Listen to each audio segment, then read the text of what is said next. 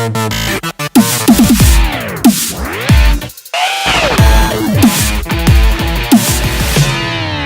guys, welcome back to That Super Podcast. We're here at Green's Tavern for the Buy a Beer for the Kids event. It's technically it's Saturday. It is technically Saturday, August 2nd, but we're coming to you on Monday, August 4th. And believe it or not, we actually have a crowd behind us. I know. So can everybody give me like a woo? Yeah. All right, so we're rolling into Tech Bites, and I'm gonna let you take over. You're gonna let me? Oh, that's so sweet. Thanks, buddy. No problem. Man. All right. So I actually want to talk a little bit about HP. The Hewlett-Packard. Yeah? Apparently, HP, not to be undone by the beautiful Motorola 360 smartwatch. They're bringing the bling-bling. They are bringing the bling-bling. And when I say bringing the bling-bling, they're doing a smartwatch that is exclusively launching on Gilt. Yep. Now, that should tell you immediately that this is going to be one sexy-ass smartwatch. Not only is it going to be sexy, it's going to be expensive. Super expensive. Yeah. Because they will not tell you. Right. They will not even give a price range. This on is going to be. I'm going to go ahead and put a number out there. This is going to be $1,000 smartwatch. I'm actually I guarantee it. $1,250 or higher. Yeah. Yes. I mean, because it's and not because it's HP, but because it's launching on Gilt. They've hired. I forget the damn designer's name now. I can't remember, but it's going to be designed after high-end sports cars. Did we mention we were at a bar? So I'm gonna. Yeah, we are at a bar. Drink a little. I mean, we are drinking. So that'll make this show go interesting this week. Yeah, especially with me. Yeah, I know. You're going to get drunk in 5 minutes. No, it's all good. So, but yeah, so I'm looking forward to the smartwatch. They haven't announced a lot of features about it, but as far as the rumors go, we're talking about connectivity to your phone. Right. We're talking about the heartbeat monitor thing. So it's going to have accelerometers. It's going to have pedometer. It's going to have a heart rate monitor. It's going to be this. It's also going to have a sleep pattern recognizer. Right. And what makes that interesting is it's going to essentially have the ability to communicate with at least Android and Windows Phone that we know. iOS is in question, but chances are I think it will. They would be foolish if they couldn't figure out how to do it and not to do it. Especially with Apple being in the business right now, and a lot of business folks having iPhones. But then again, Apple's dropping an iWatch probably this year, so doesn't matter. I think that they would compete with them just because it wouldn't cost that much to make an extra app. That's true. That's very true. But it'll be interesting to see how they pull it off. I like them. Facebook is pissing off a whole lot of Facebook is making some people pissed. So apparently, in fact, by the time you're watching this show, it may have already happened. Probably already happened. You need to either use Facebook Messenger or you can't message on your phone anymore. Not going to happen. Or your iPad, which means or your iPad iPad. Support a messenger for the iPad. They're stripping the bubbles out. There's going to be a Facebook app update probably this week that you're going to see. The messenger bubbles. It will kill the messenger bubbles. It's already been killed for. So if you prior to on your iPhone had installed Facebook Messenger, it kind of took the liberty of destroying messaging, and even if you removed it, right? Even if you removed it, it was gone. That you had it. It was gone. No longer have the chat bubbles back. Absolutely, it was gone. So that was kind of very interesting. Now and the biggest problem, which you mentioned to me before the show, privacy. Yeah, so there's a lot of... You need to read the fine print, y'all. You need to read the fine print on Facebook Messenger because essentially they're saying anything that you send, they can use for whatever they damn well please. So they're basically pulling what Kik and Snapchat's going to pull in 2 years from now.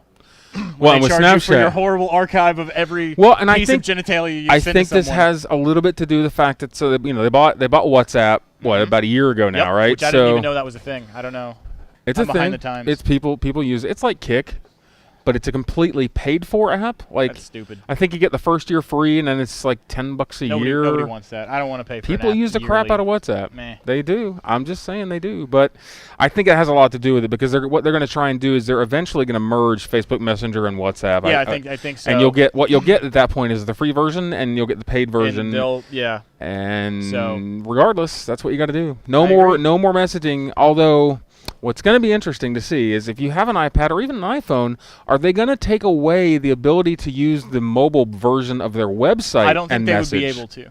I don't think they would be able to, personally. We'll see. I mean, that's a completely different base of... They would have to be like, okay, if you're on mobile, you can't use any HTTP Yeah, except content. have you not ever noticed that... I mean, basically, the Facebook app is an HTML5 app. Yeah. It's the same code as their mobile website. Essentially, yes. Not essentially. It's the same code. Well, then why does it work better?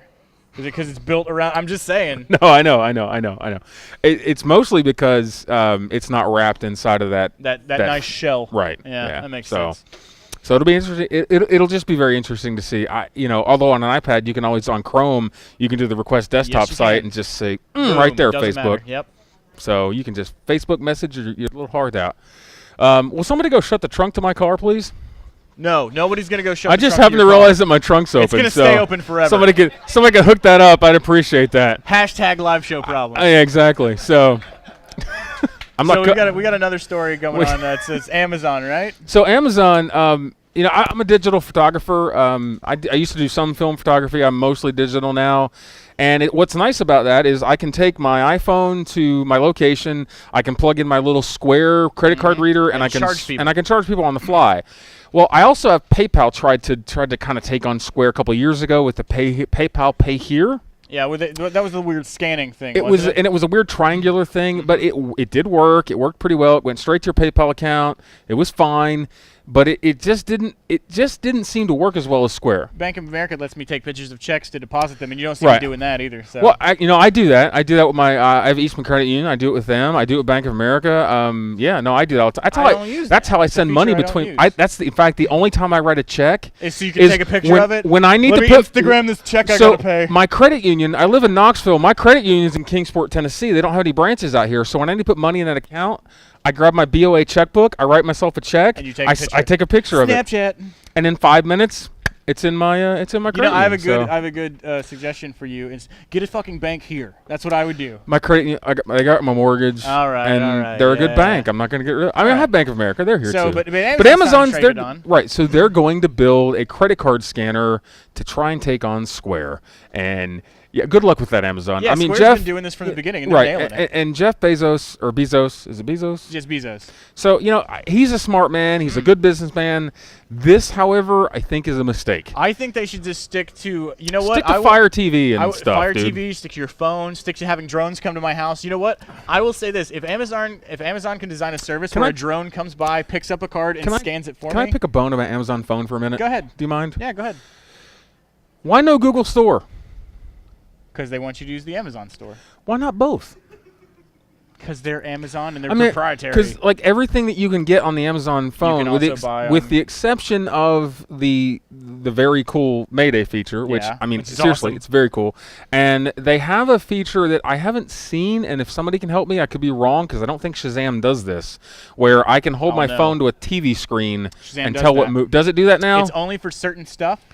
Amazon seems to do it for everything. Well, Shazam's working on getting all TV and all movies, and it'll just know. Like you can take your Amazon Fire phone and hold it up to a gallon of milk, and it will know that's a gallon of milk and where the closest one is and how much it costs. And it'll actually go out and tell you which is the cheapest and who has. Believe it or not, it does this. It'll tell you what area has probably the best expiration date on milk. Yeah, it's so they got so much cool stuff going on. Why just add Google Play? Could you just add Google Play? One thing after another. I mean, come on.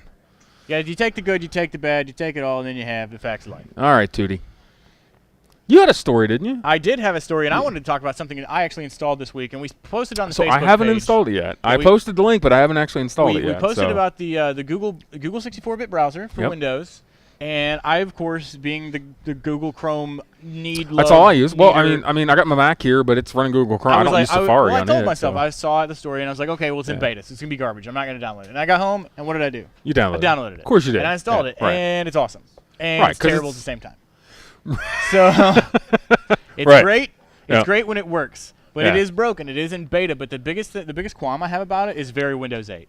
It's very and we know how much you love Windows 8. Oh God, RJ's favorite operating system of all time is Windows 8. I would choose Vista over Windows 8. He cannot get enough of Windows 8. I can't stand it. It's true. He loves it. And it's that tile system, and I get it. It's easy to use. But I'm sitting there going, where's the advanced features that I want? It's like when Internet Explorer decided they were going to hide the toolbar, and I had to press Alt or Control to get to it. You know what's funny about hiding the toolbar, hiding the start menu, and all this stuff, and people bitch and pink? I don't know that I even now, and I bought the $5 Starduck. Yeah. I didn't do the free one. I actually paid the $5 one for their start menu. I don't go clicking icons on the start menu. You know how I open stuff?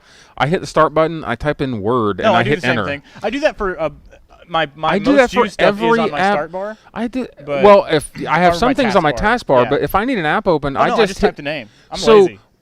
But my point to that is, like, we all bitch and piss and moan about there's no start menu, but none of us use it. I do. But only for the search feature. But that's in the start menu that you have in Windows 8 even. I still don't like it. That's my point. I'm a hater. I'm not gonna lie. Well, you'll like Windows 9 then. I got a hate train running. You'll like Windows 9. I'm sure I will. I like every other version. They're kind of bringing it back. But the good thing is, you know, guys, as far as the beta goes, it's pretty good beta. They fixed the RAM leak issue. It's great. I have a 6-core processor from AMD, works great on it. But if you have a regular computer, it's just running 64-bit. I need to go install it. Don't install it until the final release. It's really going to break a lot of stuff. The biggest thing about me is I have a lot of extensions, and that's why I haven't done it yet. Don't do it. A lot of the extensions. Aren't going to work. Do you want me to import your extensions? And I was like, no, because all that's going to be broken. It's all going to be broken. And I mean, I use password manager. There's a password manager I use. Broken. Yeah, I know. I tried to use that. It did not. Because I love my LastPass. Yeah, I mean, I've talked to you people about how much I love LastPass. So. But anyway, so I think we got one more story. No, 2 more stories. We got I got like 3 more stories. I got to throw numbers. It's a big tech week. This is a very quick one though. Yeah. Just kind of a note for all you fitness-like-minded people. I say that because believe it or not, I'm a fitness-like-minded person. I know, looking at me, you might not know that. I like to work out. So, not doing that. Not gonna. Nope. Not gonna. Hey, I'm just pointing at the subscribe button. Have you clicked the? Have you clicked that? That's all I was doing. Just click it. Just click the button. No, Fitbit. Fitbit has a big announcement this week. Yeah, they finally dropped the Windows app. Yep. Oh, and by Windows Phone. Windows Phone. Windows Phone 8, 8.1. That's a big deal. They haven't updated their iOS app in about a hot minute, but nope. Nor have they done it for the Android app. No.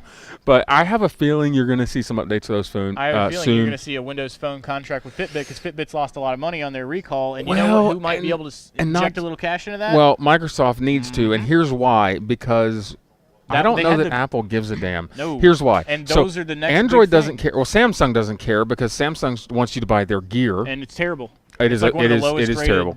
And Apple's not going to care because they want you to buy the Nike Fuel Band, who they've all got in bed with, or the new iWatch. The new iWatch, yeah, which is basically a Nike Fuel Band with a whole bunch of stuff stacked on top of it. The Fitbit Flex, before it was recalled for what it was made out of with the band, was the highest rated across literally every site. Absolutely, it was.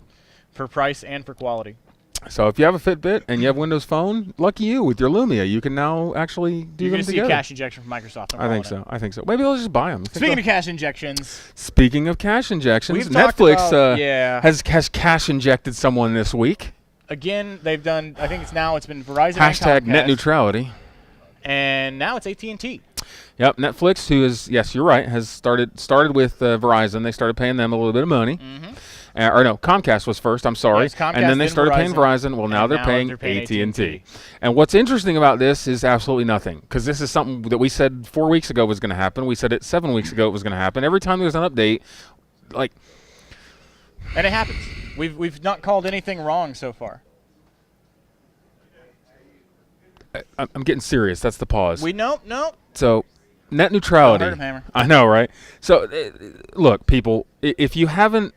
It's too late. You can't write the FCC anymore because that's done. They're still, by the way, they're still going through like 750,000 emails. Thanks, John Oliver. Seriously, dude. Like, no joke.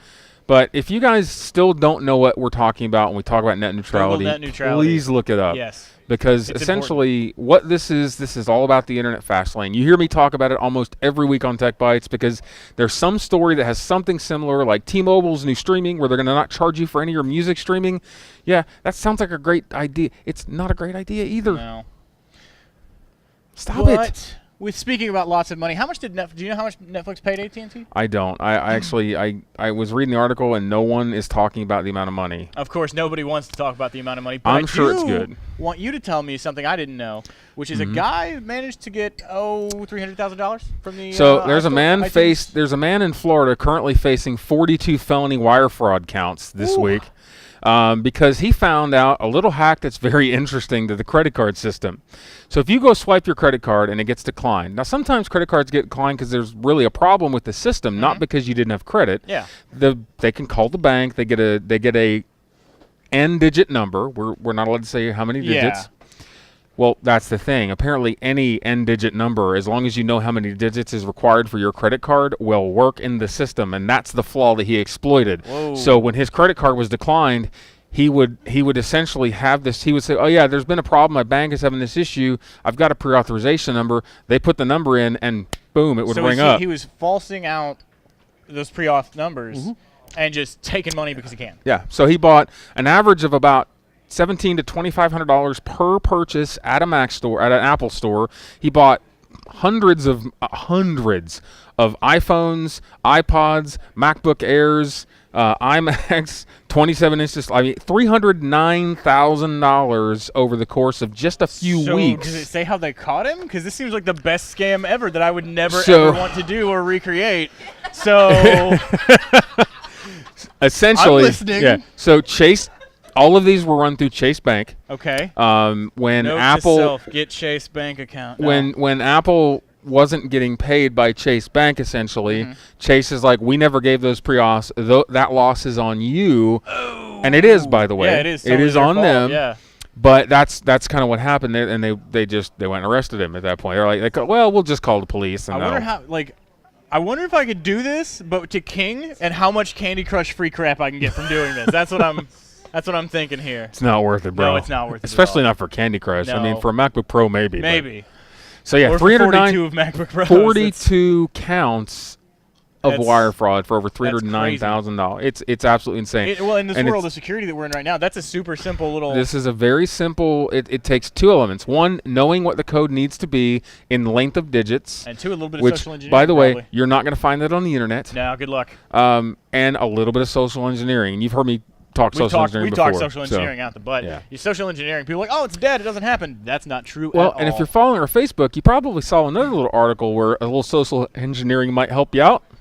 There's a flaw in USB right now that was discovered that essentially lets, I don't know, if I dropped a little USB device, say, in the parking lot or two of your workplace, and because I wanted to get access to because you find a USB drive in your work. I want to plug it in. I wonder what's on here. Yeah, and I own your machine. Yeah, and there's no way to fix it because it's actually it's coded into the firmware. Yes. So unless you're going to get hardcore into it, you can't smash it. Just smash it with a hammer. This, by the way, is why we used to super glue USB ports at places I worked at for a long time. It was stuff like this.